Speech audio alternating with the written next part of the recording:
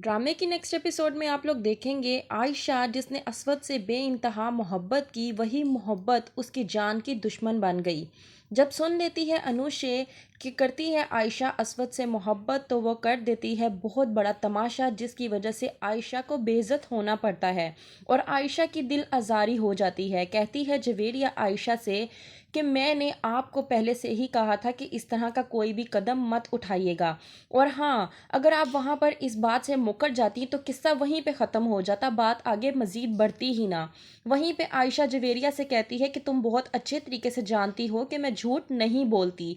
जवेरिया को आता है गुस्सा और वो आयशा को कहती है कि आपके झूठ से कम से कम किसी का नुकसान तो ना होता। खैर, मैं आपको पहले ही कह चुकी थी कि अपनी इजहार मोहब्बत असवद के सामने कर दें, आप असवद को बता दें कि आप उससे किस कदर मोहब्बत करती हैं, लेकिन आपने मेरी एक नहीं मानी। अब आप खुद ही देख लें कि किस तरह से आपकी मोहब्बत सबके सामने खुलकर आई है और आपकी मोहब्बत आपके लिए ही एक तमाशा बनकर रह गई है। दूसरी तरफ अनुशे असवद को कहती है कि मुझे बस इतना बता दो कि कहीं तुम तो आयशा से मोहब्बत तो नहीं करते। वो आयशा जो रोज़ यहाँ पर आती थी, मैं पहले ही कहती थी कि उसके दिल में कोई चोर है, वो तुमसे मोहब्बत करती है। असवद, तुम भी मुझे बता दो, अगर तुम्हारे दिल में आयशा को लेकर कोई फीलिंग्स हैं तो मैं ये सब कुछ बर्दाश्त नहीं करूँगी। असवद, अगर कोई ऐसी बात है तो मुझे पहले से ही बता दो, मैं नहीं जानती कि मेरे हक पे कोई आके डाका मारे। असवद, क्या चाहते हो तुम आखिर? तुम मुझे कुछ बताते क्यों नहीं? वहीं पे आता है असवद को गुस्सा और वो अनुशे से कहता है कि बस कर दो, तुम्हारा दिमाग खराब हो चुका है। वैसे भी तुम छोटी छोटी बात को इतना बढ़ा देती हो कि जिसका कोई मतलब ही नहीं बनता। वहीं पे आयशा हो चुकी है परेशान और वो किसी को भी फेस करने से पूरी तरह से डर रही है। वो सोच रही है कि मैं किसी के सामने जाऊंगी, असवद के सामने जाऊंगी या यास्मीन आंटी वगैरह के सामने जाऊंगी तो वो मेरे बारे में क्या सोचेंगे। और बैठी हुई है कमरे में तन तनहा। वहीं पे आती है जवेरिया और आयशा को समझाने की कोशिश करती है।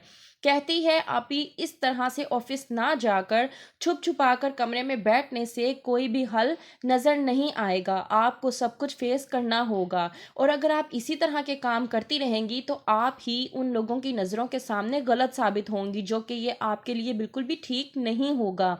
तो बेहतर ये है कि जो भी सिचुएशन क्रिएट हुई है आप उसको हैंडल करें। और आप बहुत अच्छे तरीके से जानती हैं कि वो अनुशे किस फितरत की मालिक है। उसने कोई बात नहीं भी होगी तब भी बात को बढ़ा चढ़ा कर आप पर इल्ज़ामात लगाए होंगे। तो मैं नहीं चाहती कि लोग आप पर उंगलियां उठाएं और आपको बुरा भला कहें। कल को लोग ये भी कह सकते हैं कि आपने अपनी मंगनी सिर्फ इस वजह से तोड़ी थी कि आप असवद से मोहब्बत करती हैं। आपने मेरी पहले बात नहीं मानी, लेकिन अगर आप अब मेरी बात मान लेंगी तो बेहतर होगा।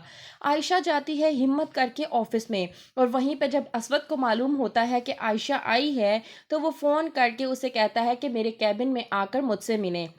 आयशा हो चुकी है परेशान कि असवद क्या कहेगा, क्या असवद भी आयशा से अपनी मोहब्बत का इजहार कर देगा या उसे बुरा भला कहेगा। क्या होगा आगे जानने के लिए देखते रहिए ड्रामा सीरियल उम्मे आयशा।